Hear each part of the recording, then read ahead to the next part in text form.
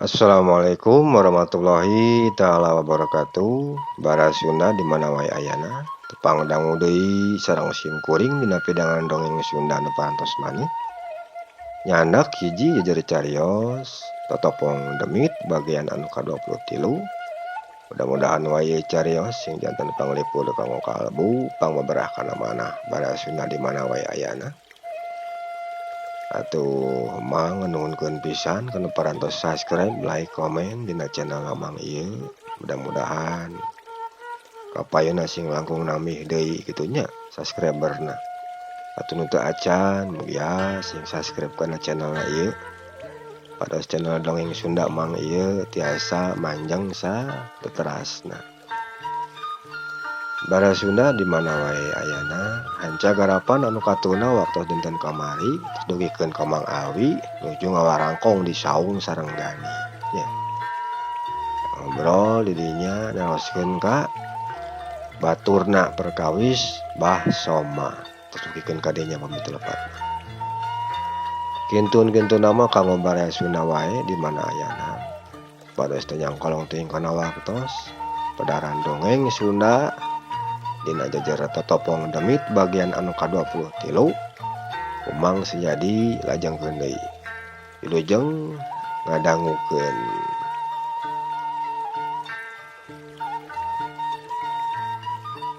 Kitu nya Jang. Jadi can pangi deui ilaing ti harita jeung Abah teh. Tanya Mang Alwi. Acan Mang, ti harita teh can kungsi pangi deui. Duka ka mana-mana nama nu apaleun jiwa ti aki-aki eta we. Henteu ngaranna mah saha tuh eta aki-aki teh? Kuring teu apal saha nama Mang. Ceuk si Ujang barejeng mencrong kana beungeutna Mang Alwi. Anu harita sarua deui Mang Alwi oge keur nempo ka manehna. Tah kitu geuningan Jang. Ieu ceuk anu bareng jeung Abah. Duka ting ka mana-mana mah teh nah Abah teh ayeuna. Dan aya nu nganyawankeun. Iwa ti aki-aki anu tarung jeung Abah we meureun anu apaleun ka Abah mah Jang. Ceuk Mang Alwi bajang mencrong ka Gani. Nya, jadi kitu nya Mang. Nah, ka mana tuh Abah teh? Nah, dibinasa ku aki-aki anu geus tarung jeung Abah. Atawa Abah kabur ninggalkeun pakalangan. Syukur-syukur mah Abah teh kabur ninggalkeun pakalangan. Jadi saeutik gedena aya harepan keur urang. Lamun Abah teh masih aya keneh di kieuna Mang. Tibatan kudu maot dibinasa ku musuh mah. Ceuk Gani nya Mamang oge sarua Jang ngaharepkeun nama kitu. Abah teh kabur ti dinya jadi me aya keneh harepan keur urang. Dan kira-kirana rek kumaha rancana Ujang Gani keur satuluyna teh. Keun we Mamang mah salawasna bakal ngarojong jeung batur-batur. Ulah hariwang. Ceuk Mang Alwi nya nuhun memang kana sagala rupa bantuan pun kitu deui pangrojong ti Mamang jeung sejena. Ka kuring jeung menjadi kolot kuring saela ieu. Ngan keur saelaanan mah urang tungguan we heula. Anu keur gering nyatana ieu calon pimitaheun kuring Mang. Nepi ka cagerna wae mah. Tangke lamun geus bener-bener anjeunna cager.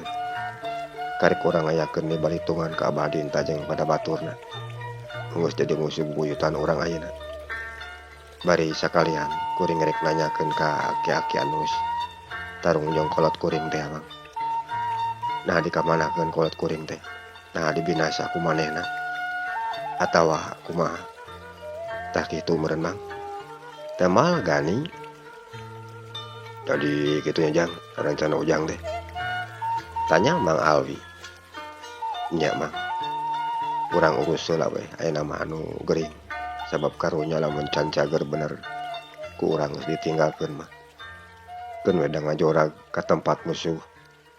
Najan rek irah we oge bisa. Tapi kangaranna nulung ka jalma nu keur kamusibahan. Barejeng komo geus bela ka urang. Kapanan leuwih utama Mang. Sabab teu ngabibisani kuring ge. Geus karasa ku kuring sorangan. kangaranan geus ditulungan ku batur teh kumaha. Kacida atohna jeung kacida gede gunana. Nu nepikeun ka kiwari kuring bisa hirup keneh. Bisa ngariung jeung aranjeun ku aya pitulung batur. Nyatana ku ieu, ku Kang Suhe jeung Mang Karim baturna anu sorangan deui. Tah kitu Mang. Temal Gani nya jang. Memang aya alusna kitu mah Mamang satuju kana pamanegan Ujang. Sok we ku Mamang mah dirojong. Komo Mamang pahadeanana jeung kolot Ujang teh lain karek sapoe dua poe. Tapi keur can aya Ujang oge harita. Mamang mah jeung Abah. Mun kartu ka dieu teh teu boleh babarengan wae pan. Jadi geus asa jeung dulur ari jeung Abah mah. Keur mah hade deui ka sasama oge Abah mah. Tara openan jeung tarangieun tepi kangenangan ka batur. Sakanya Mamang saya ieu mah. Jadi kasusah Ujang ayeuna jeung anu jadi kolot. Mamang mah nya sarua we jeung kasusah Mamang sorangan. Tah kitu Jang. Ceuk Mang Awi nya nuhun ari kitu mah Mang. Sakae deui kuring nuhunkeun ka Mamang jeung anu sejena. Nu geus milu bumela ka kuring jeung anu jadi kolot kuring. Ceuk Gani geus kitu mah Gani jeung anu sejena awarangkong ngaler ngidul bari nungguan datangna wanci isuk. Sabab harita peuting teh geus rek asup ka wanci subuh. Cag urang tuna heula kayaanana Gani jeung Mang Awi. Pon kitu deui anu sejena baraya. Ayeuna urang nyaritakeun heula Aki Marsani. Nyatana akina si Suhe anu aya di lemur Cimenyan. Dina peutinganana Baso Matarung jeung Aki Keling. Aki Marsani kawas biasa harita manehna keur aya di sajeroeun imahna. Malah Aki Marsani katenyo keur menekong Jasmedi kanu maha kawasa. Mepet Pancadria amat teni babahan nawa sasanga. Nyung si diri ngisatraga ngadeukkeutkeun kanu kagunganana. Kira wanci tengah peuting barang Aki Marsani keur jongjon menekung kanu agung. Kuceuli batinna Aki Marsani kadenge di jomantara siga aya sora angin anu ngaguru jeung aya sora jalma anu keur tulung-tulungan. Aki Marsani ceulina meuni curinghak barang ngadenge kitu teh. Tuluy manehna eureunkeun heula mu Jasmedina. Bari tuluy teh seurik narancung-rancung ceulina ngadedengekeun kana sora angin anu ngaguru jeung sora jalma anu keur menta tulung nu jomantara.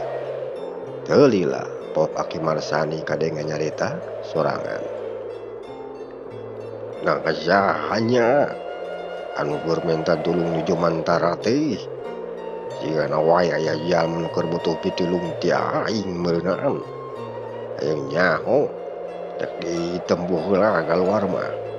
Ceuk Aki Marsani bari cengkat tina silana. Tuluy mana leumpang muru kaluareun imah. Anggeus aya di buruan hareupna. Aki Marsani tuluy mapatkeun heula jampe pamakena.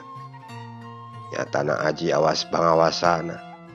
Sanggeus rengse mapatkeun aji awas pangawasana. Aki Marsani tangah ka langit. Bari kadua panonna ngawaskeun kanu keur aya di luhur. Panon Aki Marsani teu beda we jeung heula ngruyuk. Panenjona seukeut. Langit anu sakitu poekna teh katenyo. Ku Aki Marsani mah caang we. Sabab perwatak tina aji awas pangawasana anu dipiboga ku manehna. Perwatakna eta ilmu bisa awas kanu poek sanajan nenyo ka langit. Pon kitu deui ka dasar cai. Sanggeus rada lila Aki Marsani ngawaskeun ka jomantara. Breh ku manehna mimiti katenyo yen di jomantara teh aya saurang jalma nu keur kakalayangan ka bawah utarikna angin. Atuh Aki Marsani meuni ngarenyag barang nenyo kitu teh. Geuningan aya jalma di luhur. Nah, make jeung bisa kabawa sagala. Eta angin. Da angin naon nu geus mawa ngapung awakna teh. Tapi ari teh teh nyona ku aing siga lain angin biasa. Tapi angin ciciptaanna ti bangsa siluman. Rek dieureunkeun sia ku aing mah, ieu angin teh. Sabab katanyona mah rek boga niat binasa ka ieu jalma. Ceuk Aki Marsani nyarita sorangan bari tetepanonna mah mencrong ka luhur. Geus kitu Aki Marsani masang kuda-kudana heula. Kadua dampal leungeunna diarahkeun ka luhur. Ka angin anu keur mawa awakna eta jalma. Sanggeus manehna mapatkeun jampe pamakena. Parasaat tina kadua dampal leungeunna Aki Marsani kaluar cahaya bodas. Meni ngaparasat muru ka Jomantara. Tuluy eta cahaya bodas anu ngaparasat ti handap ka luhur teh. Nyuruk neungar kana angin anu keur mawa ngapung awakna eta jalma. Sing horeng eta jalma anu keur dibawa ngapung ku eta angin teh Basoma. Anu diapungkeun ku angin cipciptaanna Aki Keling. Barang cahaya bodas anu keur ngablesat ti handap muru ka luhur teh neumrag kana angin ciciptaanna siluman anu dipuhit ku Aki Keling. Bledag. Soran ngabledag akibat ku ayana tina dua kekuatan benturan anu diadu. Sorana meni matak katorekan kana ceuli. Teu lila les angin nu keur mawa ngapung awakna Basoma teh ngaleungit. Ngiles duka teuing ka mana. Malah mah teu guruh-guruhna acan ayeuna mah. Sanggeus angin ngiles, awak Basoma nu keur aya di luhur teh nyelorot turun ka handap. Rek ragrag niban kana lemah. Barang kari sababaraha meter deui awakna Basoma rek niban kana lemah. Aki Marsani ngablesat ka luhur nyanggap kana awakna Basoma. Rek dipebeut kana taneuh. Kep awakna Basoma disanggap ku Aki Marsani. Tuluy dibawa turun ka handap. Kaayaan harita Basoma barang awakna keur disanggap ku Aki Marsani manehna geus teu eling di bumi alam. Layahna wae ngarasa soak meureunnan sabab awakna rek ragrag ka handap. Tuluy awak Basoma dipanggul ku Aki Marsani dibawa lumpat ka jero imah. Anggeusna aya di jero imah awak Basoma dikolerkeun dina palupuh bari tuluy dipencrong beungeutna ku Aki Marsani. Kituna teh barejeng kunyam-kunyem bibirna mapatkeun jampe pamakena deui. Geus kitu beungeut Basoma ditiup ku Aki Marsani. Tuluy diusap ku leungeun katuhuna. Teu lila brai kadua panonna Basoma katenyo beunta. Tuluy mencrong kana lalangit imah barejeng kucap kiceup kituna teh. Ret ka kenca, ret ka katuhu. Tuluy mencrong kana beungeutna Aki Marsani anu keur sila di beh kencaeun manehna. Bari tuluy nyedik-nyedik kana beungeutna Aki Marsani. Sanggeus rada lila jeung geus baralik deui lelembutan manehna. Pok kadangu Basoma nyarios ka Aki Marsani. Sampurasun. Saha dupi salira sepuh teh. Jeung aya di mana ari kuring teh ayeuna? Geus maot atawa acan ieu teh? Taros Basoma ka Aki Marsani. Teu lapok Aki Marsani ngawaler. Anjeun teh ka ayeuna keur aya di imah Aki. Can maot anjeun mah. Hirup keneh. Emal Aki Marsani bajeng tengah ngaheheh we manehna mah. Jadi kuring teh can maot nya. Taros Basoma deui sieun can kurang yakin. Ajan anjeun mah can maot. Sok udang heula we ayeuna mah. Nah kumaha teu kunaon awak teh? Emal Aki Marsani barejeng malik nanya ka Basoma. Teu kudu rasaan mah Ki hari awak mah. tema basoma. Nya syukur ari tina naon mah. Daina sok udang angguran mah. Minum heula cai meh geunah geura. Ceuk Aki Marsani bari ngageserkeun silana ka tukang. Tuluy leungeunna ngarongkong kana teko nu diisi ku cai. Geus kitu nyucian heula cai kana cangkir batok kalapa. Song nu hiji mah diasongkeun ka basoma. Nu hijina deui diregot ku manehna. Rengseng ngaregot cai. Usiwal Aki Marsani ngaluarkeun bako tina saku baju pangsina.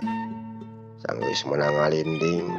Ladau eta bako teh disieunut. Meni mulak haseupna nyerebung kaluar tina liang irung jeung bibirna. Ituna teh bari mencrong ka basoma anu karek sila dina palupuh. Cog dajang caina heula. Merada geunah geura meusan. Nuhun ditampi Ki.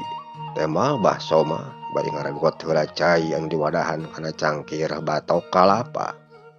Sanggeus rengseng nginum Aki Marsani adenge deui nyarita. Nah kumaha ari ayeuna? Geus kumpul atawa ajan lembutanana?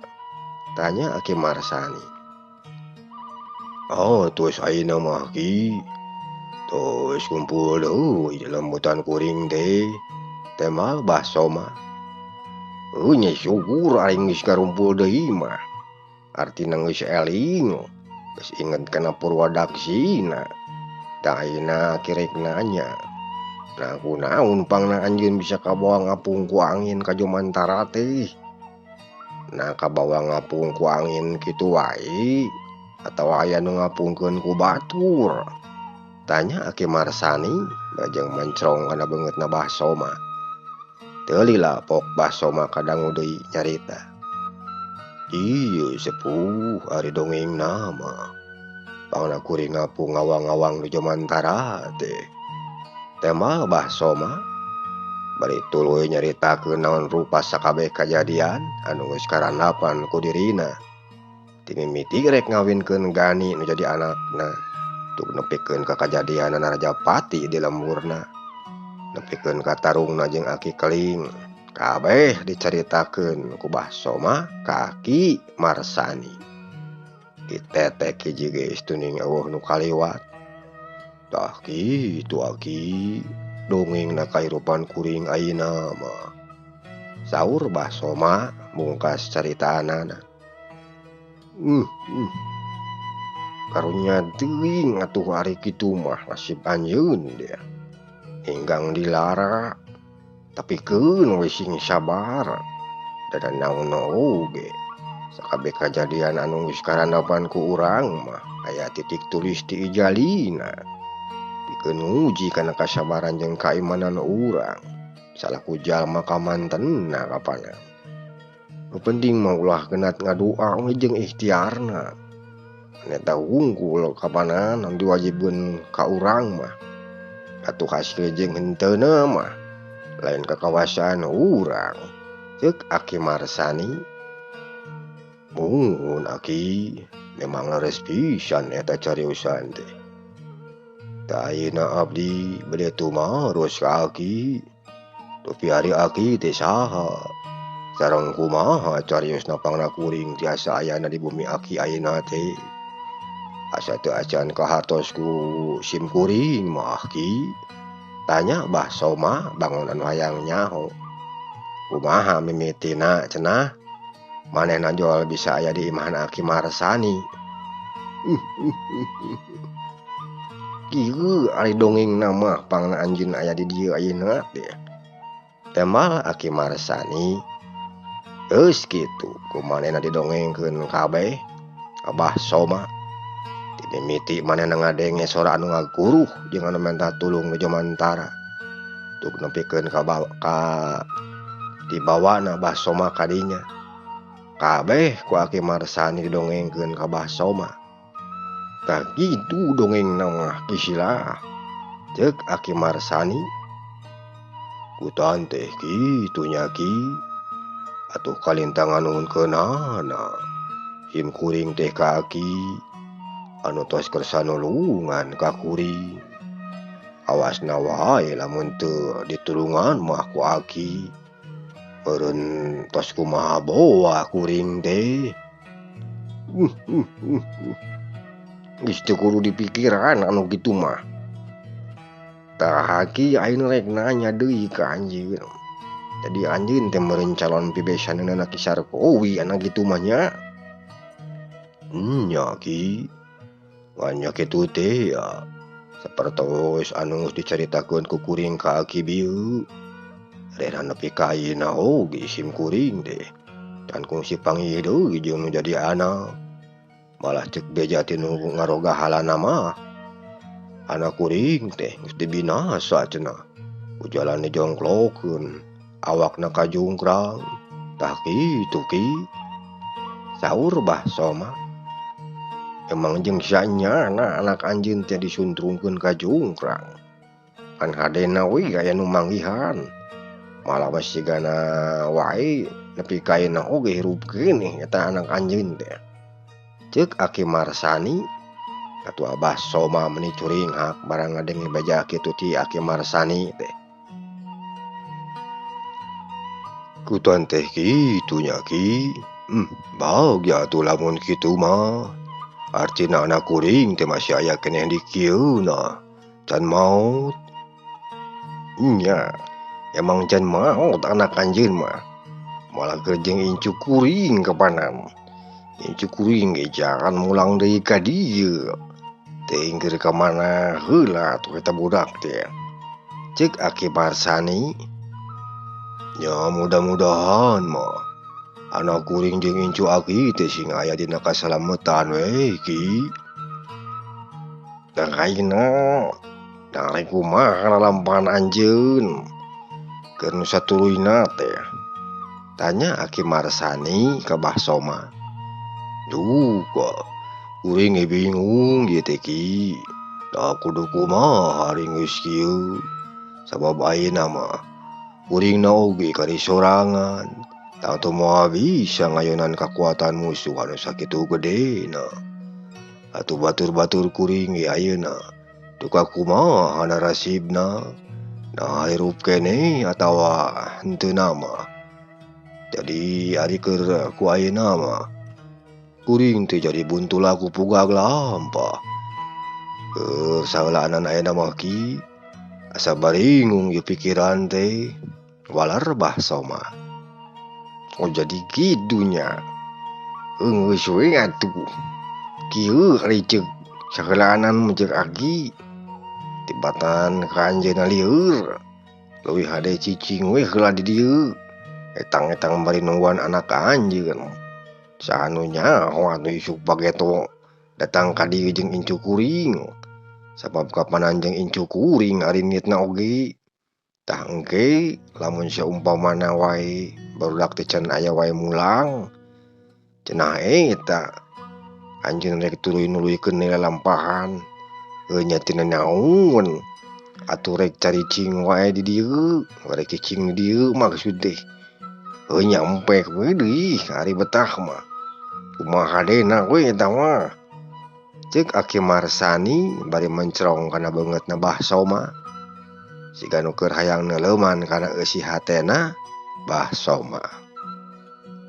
Nya nuhun atuh Ki.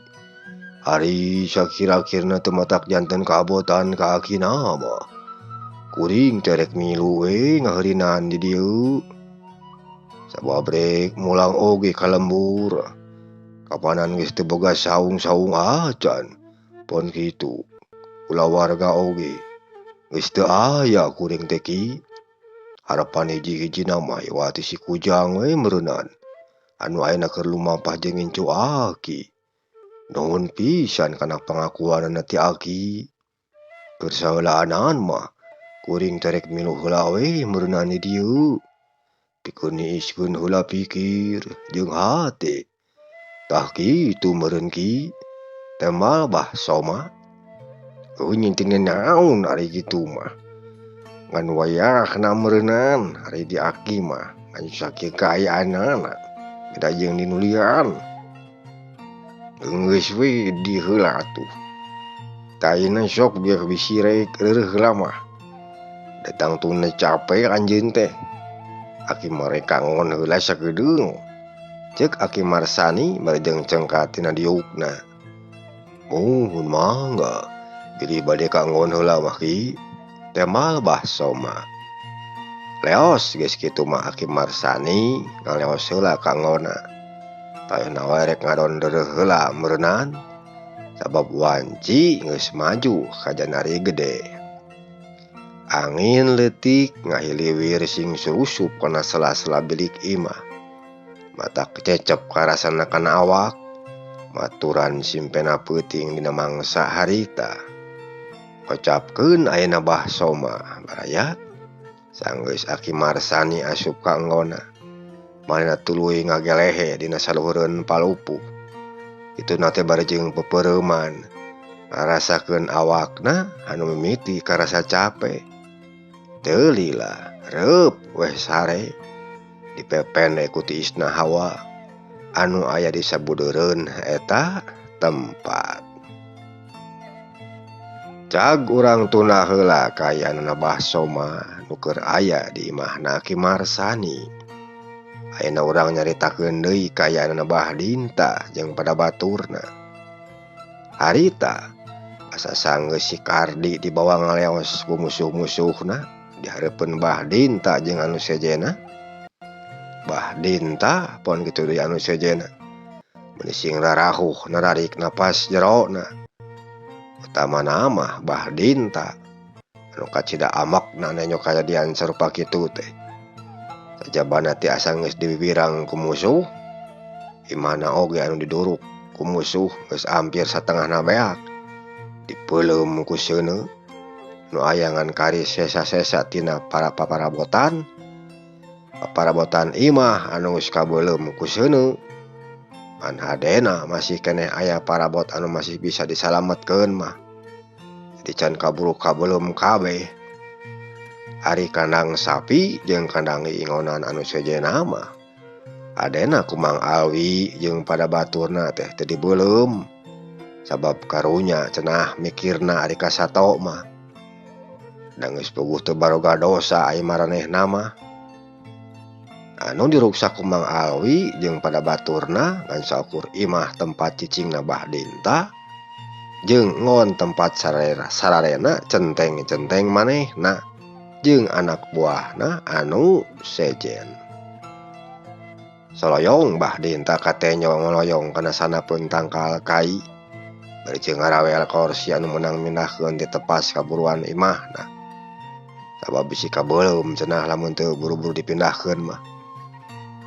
Gek manehna diuk dina korsi barejeng mencrong ka hareup. Nenyo ka imahna anu ngeluun ku haseup. Kurunyung Aki Keling jeung Ki Dirga nyalampurkeun kadinya. Gek marena oge diuk dina korsi. Jadilah pok kadenge sora Aki Keling anu nyarita ka Bahdinta. Lamun geus kieu rek kumaha Dinta? Pilampaheun urang teh. Tanya Aki Keling barejeng mancrong mana beungeut na Bahdinta. Anu keur kusut katenyona teh. Ya geus kieu mah deui. Urang ngabenerkeun heula imah we yeuh. Anu belum ku sineung. Jeung ngon keur hareesna barudak. Tangke lamun geus rengse kabeh. Urang teangan warna si Sarkowi jeung si Gani teh. Pon kitu deui jalma-jalma anu tadi geus kumaha ningung hak camplaka dewek. Tah kitu mun ki. Temal Bahdinta. Nyaka aja nari kitu mah. Urang tuntaskeun we heula hiji-hiji ayeuna mah. Geus kitu karek urang paluruh musuh-musuh urang teh Dinta. Urang binasa kabeh nepi ka akar-akarna. Meh moal aya deui anu kumawani ka urang. Ceuk Aki Keling barejeng muril-muril kumisna. Geus kitu mah Bahdinta marentahkeun ka anak buahna kabeh. Sangkan meresan jeung mindah-mindahkeun heula paparabotan anu teu kaburu kabeuleum mah ku seuneu. Kasaluareun imah. Sanggeus paparabotan kabeh dipindah-pindahkeun. Bangunan imah anu kabeuleum jeung ngon tempat sarena centeng-centeng manehna kabeh dirugu-rugeun, dipugar deui, diganti ku wangunan anu anyar.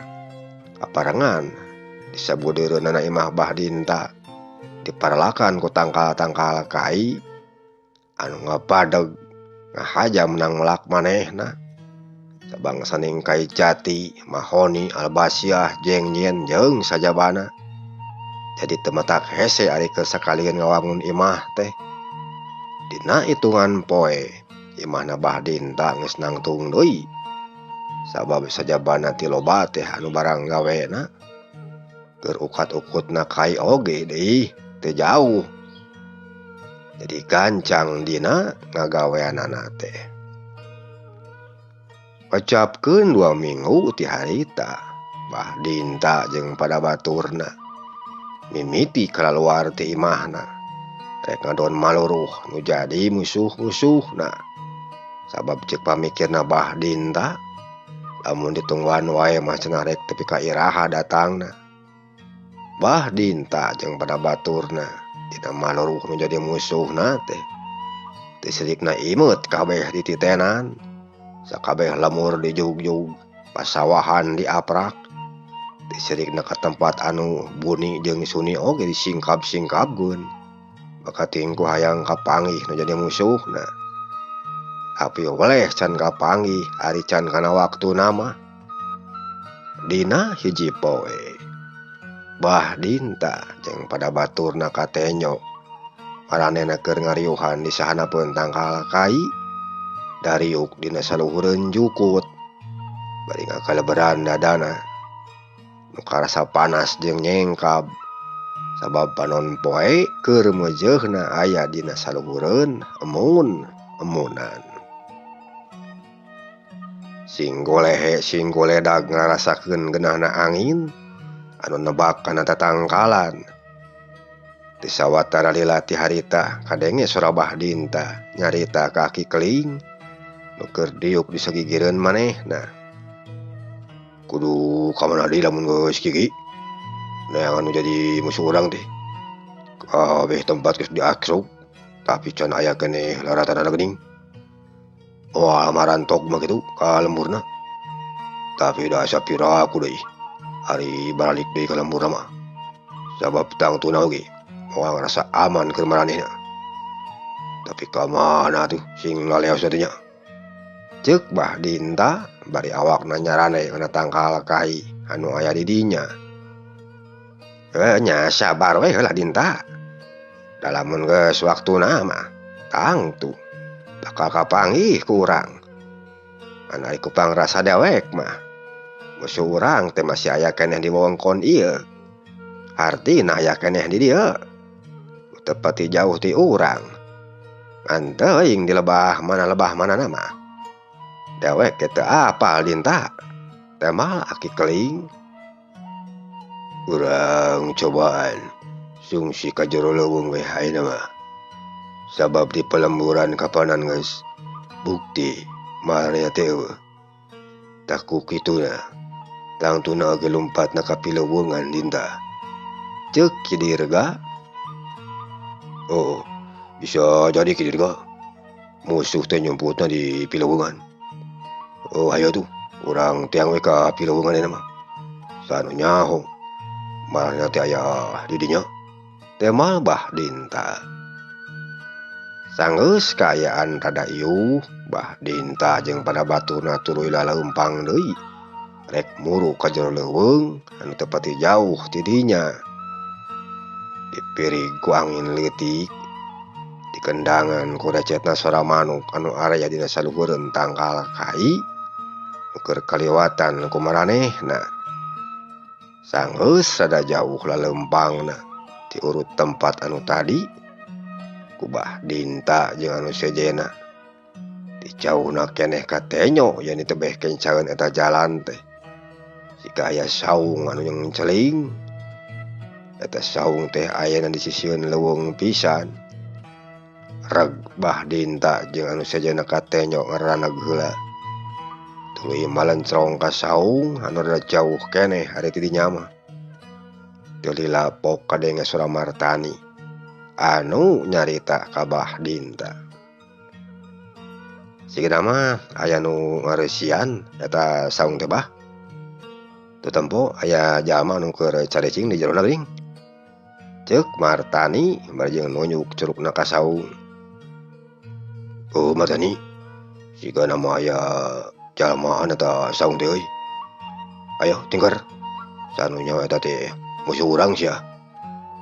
Ayo urak, ceuk bah dinta mere parentah ka anak buahna. Atuh anak buahna teu tatalangke deui. Tuluy sing katayep ngadareukeutan ka saung anu keur dicaricingan ku Gani jeung barabaturna. Sanggeus anu ngarintip beuki deukeut ka saungna anu keur dicaricingan ku Gani, kumaranehna beuki sidik ka tenjona. Yen anu keur araya di saung teh Gani jeung barabaturna. Atuh teu laloba bade mikir. Eta saung tuluy ditingker ku anak buahna bah dinta. Bari jeung geus sing serepet ngalugas bedogna. Ari Gani jeung barabaturna anu harita keur araya di jero saung. Barang nenyo aya jalma anu sing garajleng. Bari jeung geus ningker kana saungna. Gani jeung barabaturna meuni ngararenyag. Tuluy carengkat tina diukna. Aya musuh sigana jang anu geus ningker ka saung urang ye. Ceuk Mang Alwi. Nya sigana mah musuh nu geus manggihan kana panyumputan urang. Pak, kumaha nah kinten-kintena Bapa tos kiat salirana? Ceuk Gani nanya heula ka Ki Sarkowi anu keur diuk dina jero saung. Keur ngawangkong jeung si Suhe. Nya geus jag-jag Bapa mah jang, nari kitu aya naon? Tanya Ki Sarkowi.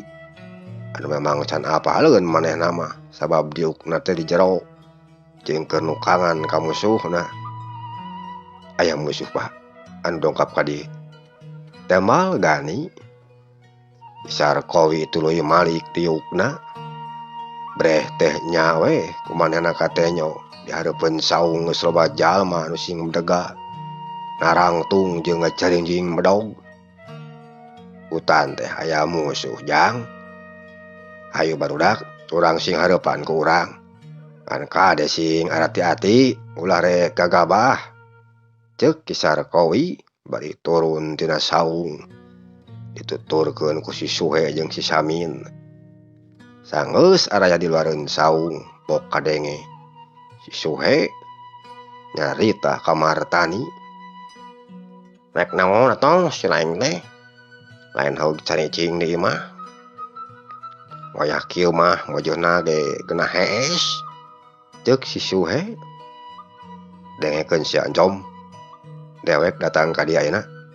Rek nyangkalak ka sia sakabeh nu geus ngaruksak patempatan dewek jeung kolot dewek. Jeung nu geus kumaha wani ngahina ka dewek sakabeh.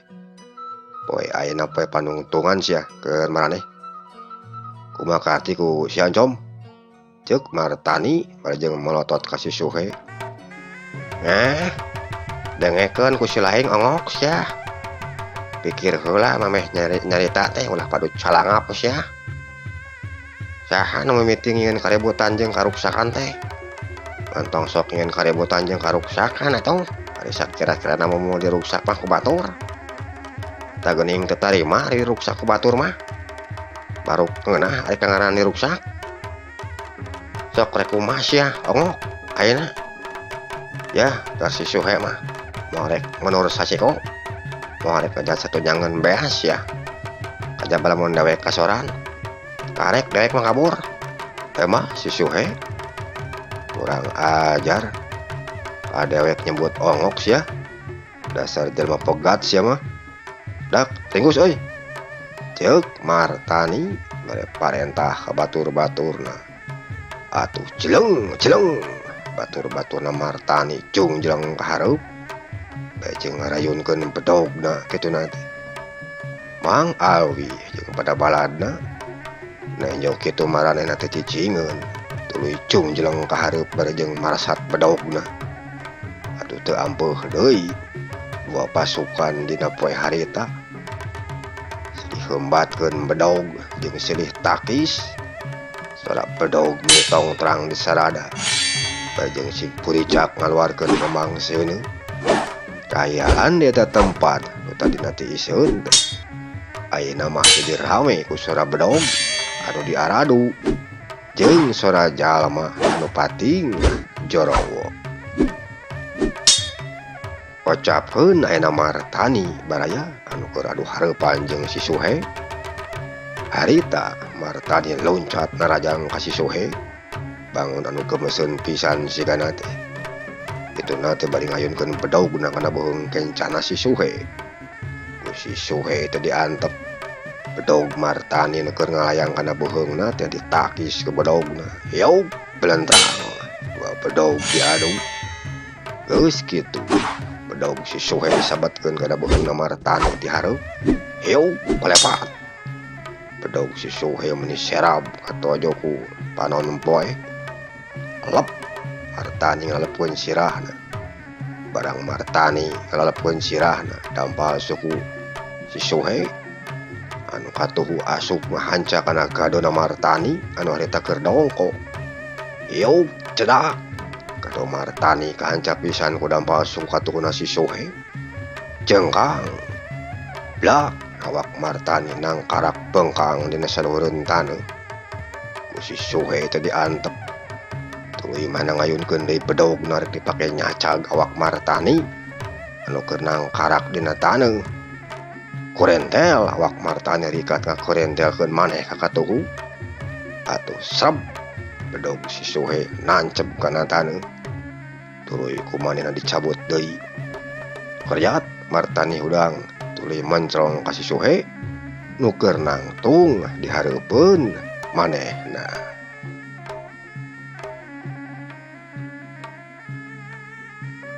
Bara Sunda mung sakieu heula hanca garapan dongeng timang dina jejer carios Tetepong Demit bagian anu ka-23. Insyaallah bagian anu ka-24 na kumang jadi lajengkeun deui dina dinten anu saterasna. Mang nyuhunkeun dihapunten bilih wae seueur kakirangan dina midangkeunana. Mang nuhunkeun kana sagarupi perhatosanana lujeng kantun per mio.